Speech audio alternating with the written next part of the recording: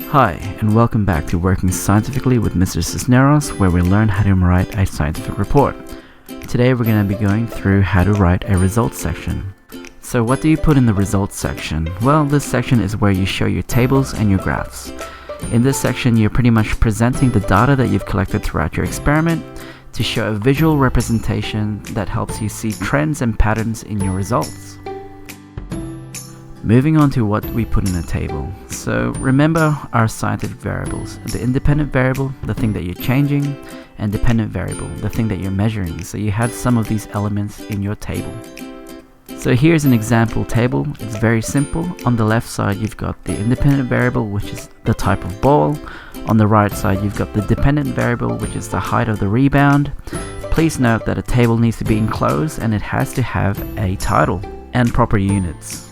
But remember, in science we need to show signs of repetition, that way we know that our results are reliable.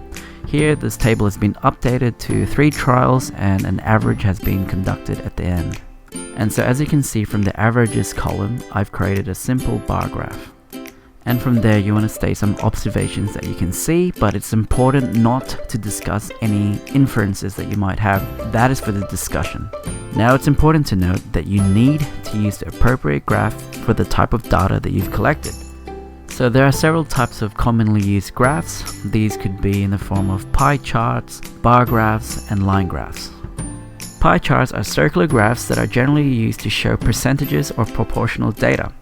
It's best used when you're trying to compare parts of a whole, and it's also important to note that they don't show changes over time.